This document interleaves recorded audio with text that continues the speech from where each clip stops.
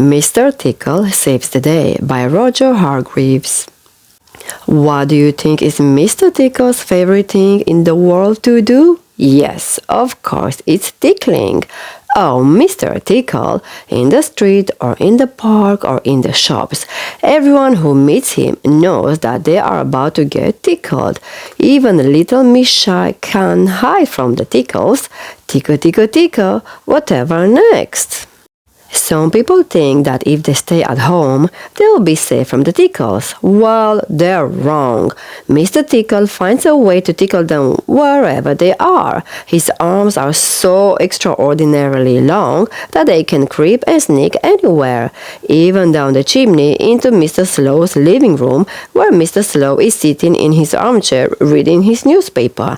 Nothing can stop Mr. Tickle's tickles.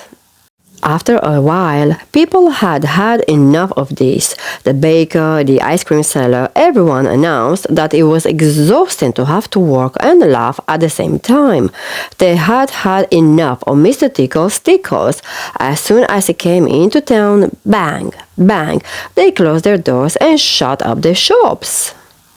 "Nobody likes me," moaned Mr. Tickle to himself. "I don't do any harm, I just can't help tickling people." But it seemed that people didn't like his tickles, and that made him very sad. Boing, boing, boing. Not too far away, a little girl was bouncing a ball that her grandmother had given her. "Higher, higher!" she cried as she laughed and played. The ball bounced higher and higher into the blue sky and got stuck in the branches of a tall tree. "Oh, what shall I do?" cried the little girl. "Don't worry, I'll help," said Mr. Small, who had heard her cries. Mr. Small climbed such a tall tree, but somehow or other, by hopping from branch to branch, Mr. Small managed to reach the ball. He threw it down. Suddenly, the ground seemed very far away to Mr. Small. Mr. Small began to feel dizzy. He held on tight to the branch and tried not to look down. The ball had been rescued, but now Mr. Small was well and truly stuck up the tree.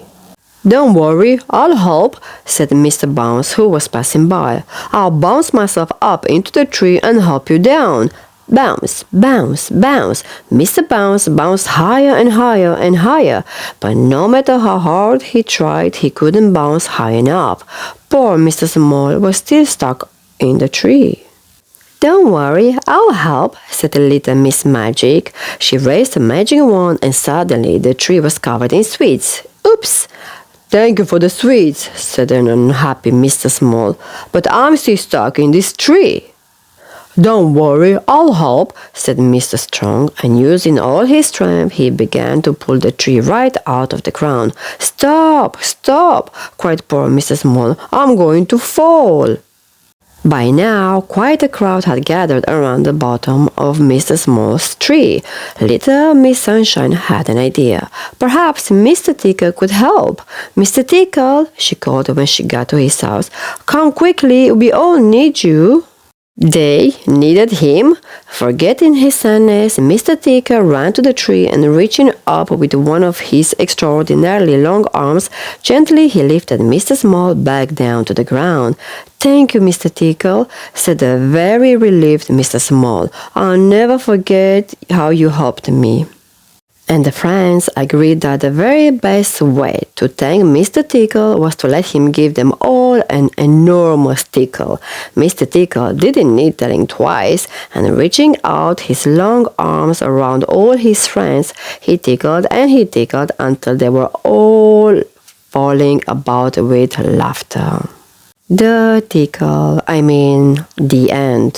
Thank you for watching. I hope you enjoyed this lovely story. Don't forget to like and subscribe. Bye.